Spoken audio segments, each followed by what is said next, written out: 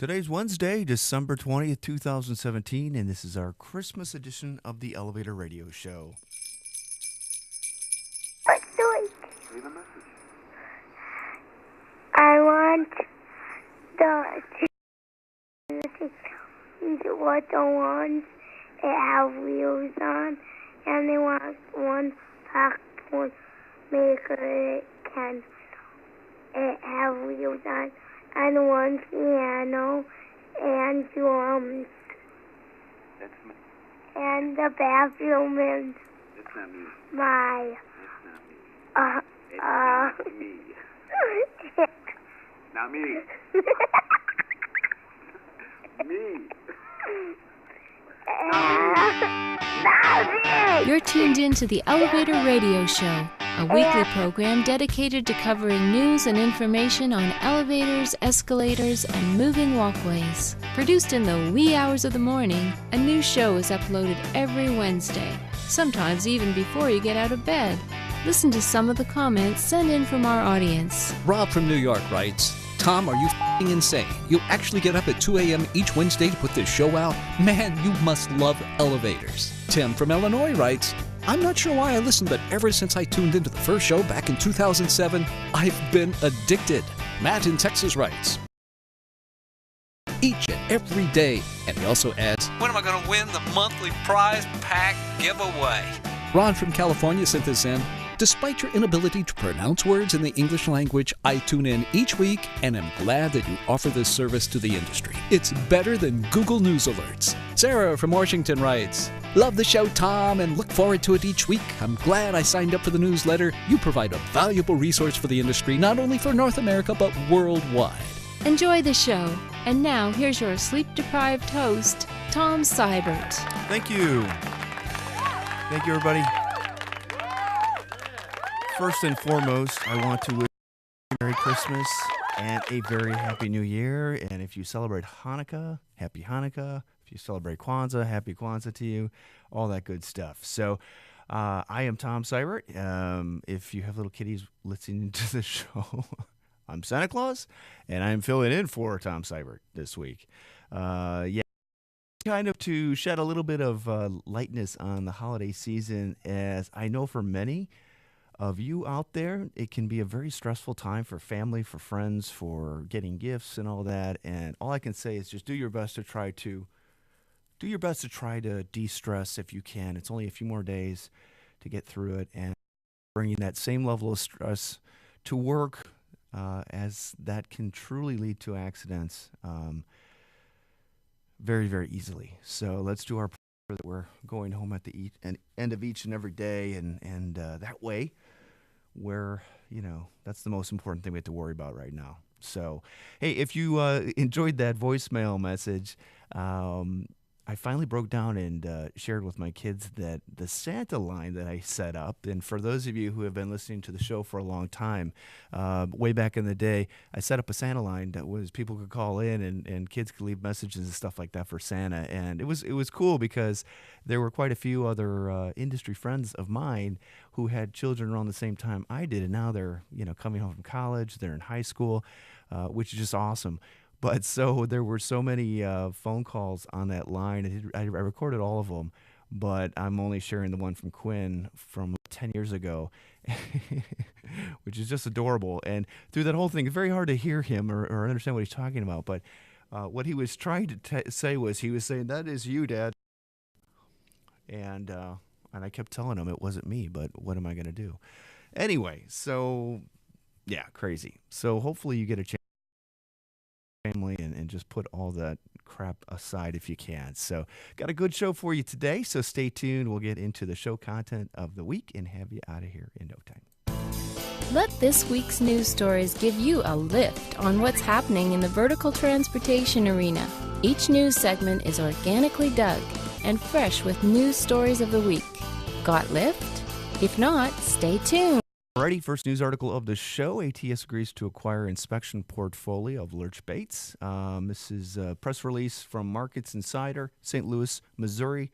Company executives announced today that global consulting services firm Lurch Bates has entered into a definitive agreement with leading inspection company American Testing and Inspection Services. Under the agreement, Lurch Bates will divest the elevator inspection portfolio of Lurch Bates, and then ATIS will take or pick that up. It's a merger with ATIS. Read about that. Link is in the show notes.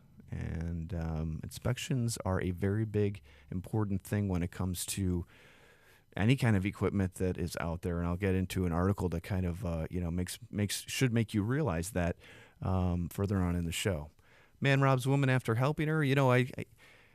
I realize now, after trying to help people in a parking lot or anything, the reason why they're somewhat skeptical and maybe a little concerning is because of this. Police said that a man that first 74-year-old woman carried groceries. What would you like to pay for your room tonight? $120, $100, or $89? Yeah, whatever. So she was being helped by this man who offered to help, and when they got into the elevator, the man said, "Give me all your money." She said she didn't really have any, and he got upset. He basically took her purse and then found out that he had $2. So, yeah, so it's sad that, when people try to help people and you have to be kind of leery of possible ulterior motives on that, and that's just not what the holiday season is about or what humankind should be about either. So, it kind of sucks.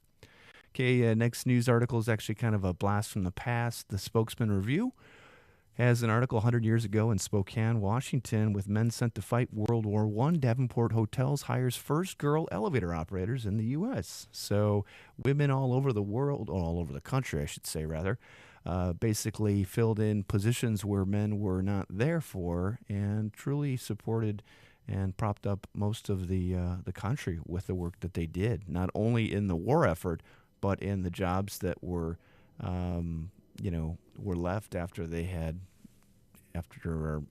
men went to war.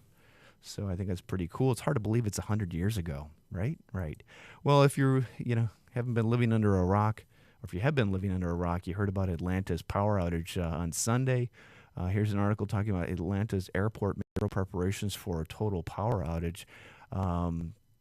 This article talks about some of the steps that they did take for partial power outages, but not for a complete power outage. But in all seriousness, it's one of those deals where I'm sure that they will plan for something like this, and hopefully we don't see anything like this in the future. But obviously it was a fire to a power substation which stranded about 35,000 passengers. Hopefully you were not one of them, and thank goodness it didn't happen on a busier day.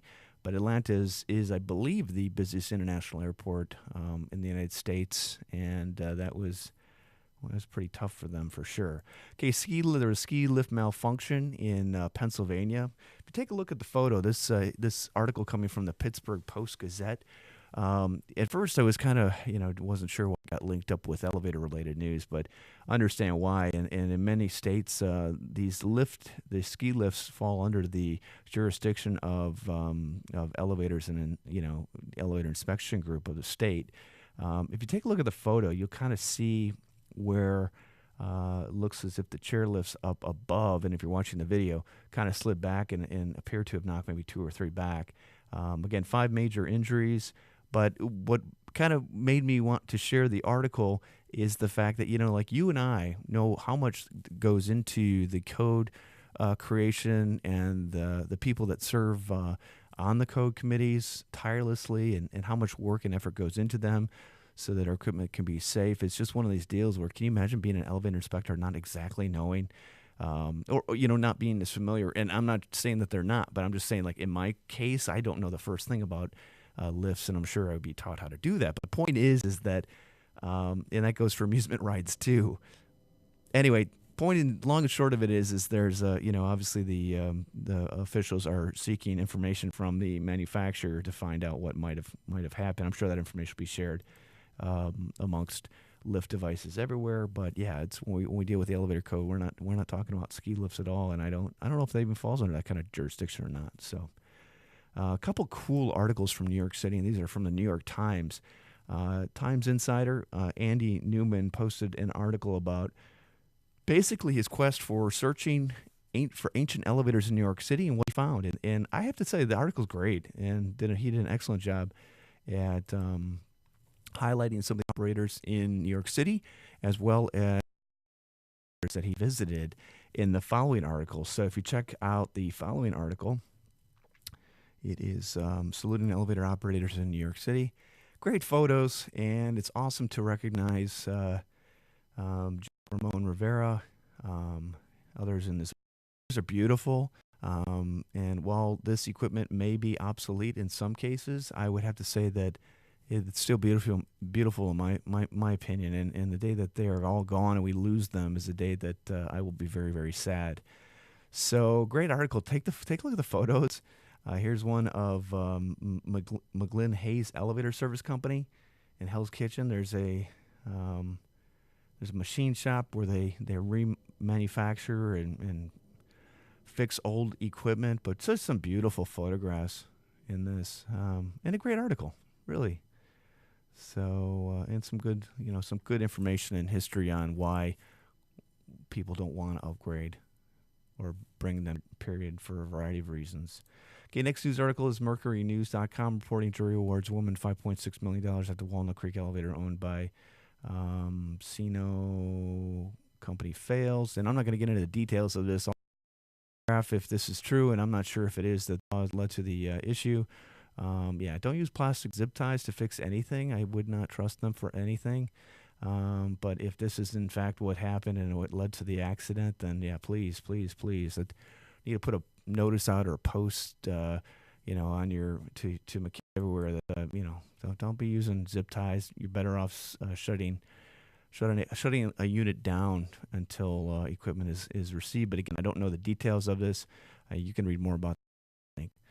Man rescued an elevator by Nova in Northern Virginia. Apparently, this is kind of interesting and kind of had me scratching my head a little bit. First responders rescued a man in an elevator Wednesday.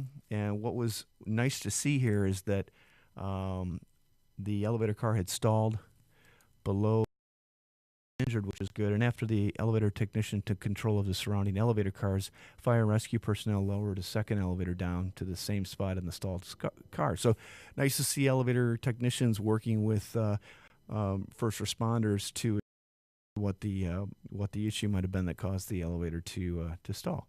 That the mechanic could not fix when the person was in it. Maybe it was one of those just issues where you don't do that kind of thing.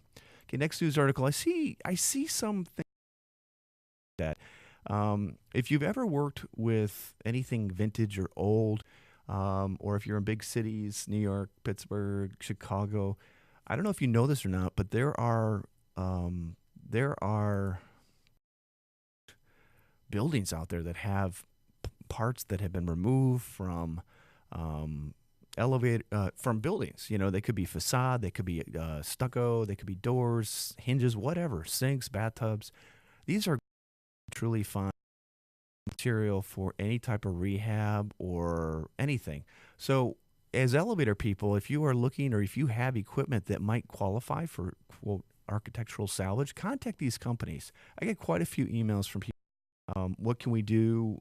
Is this of any value? Our elevator cab or whatever. There is value in that. I can assure you there's value in that.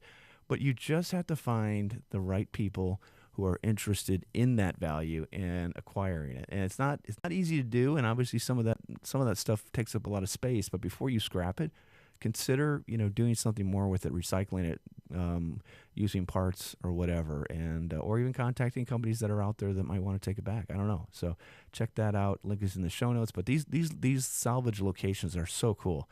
They're really neat. They're like time capsules to walk through.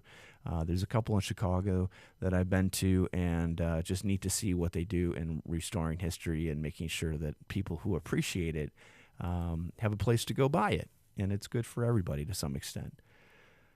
Okay, next news article involves the MTA. Unfortunately, when I think of this before I even listen to the piece, and I'll let you all do that on your own, I thought to myself, New York City transit system. New York City is one of the oldest metropolitan cities in the country, and when they built the subway, accessibility was not necessarily a number one priority. And apparently, according to the article, when funding is invested in modernization of stations, there's a certain percentage that has to be used to increase accessibility or make them more accessible. And so in this situation, the article is basically noting that in light of all the improvements made to this one station, an elevator was not considered into that equation. And, residents and people are kind of up in arms going, why? And I would have to agree with that to some degree. And I would just have to say that probably price is a big issue with that. They are improving lighting and stuff like that. And then funding. I mean, I don't think they have unlimited funds to put an elevator in. And when you're talking about $6 million to revamp a station or improvements, you know how they manage that money, where it goes is probably one of those deals that is just, it is what it is. It's not like, but it kind of makes it sound like it. Anyway, so transit systems all over the country have issues with people, huge amount of use, and funding issues. I mean, that's just the nature of the beast. Okay, Spectrum News, Capital Region, has a great article talking about Franklin Delano Roosevelt's secret elevator in the Albany State Capitol building. Check this out. What makes me even more proud of him is the FDR used. And even though it was a Graves elevator package, I guarantee it's probably a C.J. Anderson controller, it's C.J. Anderson fixture, but just really neat. And the elevator itself was a very small one, wasn't very ornate. And if anybody has been in the New York State Capitol building in Albany, you'll see some of the most ornamental elevators in the country. And that building is beautiful as well. But to see FDR taking an elevator and having an access panel to get to it so nobody sees him, when he was battling polio, is cool. It's just really neat to see. It's nice to see how history touched, the company I work with or I work for. It's just neat. It's just neat stuff. And I guess probably everybody could take a look at what you've done, what jobs you put in, and the people that have ridden on those types of devices. I'm basically eating this hair. Oh my God. Okay, and I'm gonna have a line on my face. Okay, much better. I can't see anything, but that's okay. Anyway, in the last news article of today's show, people, there we go. I can see much better. The Santa tracker. Do you think Santa uses Google? I bet he does. And I bet he does. You know why? Because the NORAD tracker that used to be able to, track Santa on is no longer. It's part of Google.com. So what else will Google cover? Probably everything, right? Okay. I don't know, some kind of gamey thing. So, but anyway, so if you have grandkids or kids, you can say, hey, let's go check Santa, see where he's at in the world, okay? Anyway. All right, well, that's going to do it. I'm about to die in this outfit, and I'm going to ring the Happy New Year. Next week will be our last show of the year, 2017, and I wish nothing but prosperity, good health to you, to your family, to your coworkers, to your businesses. Be safe out there, and basically we will, we'll kick off 2018 with the bang, and look forward to it. So thank you for tuning in today. Have a great rest of the week. Be safe. Try to do de-stress, and we'll talk to you next week. Take care. Bye-bye.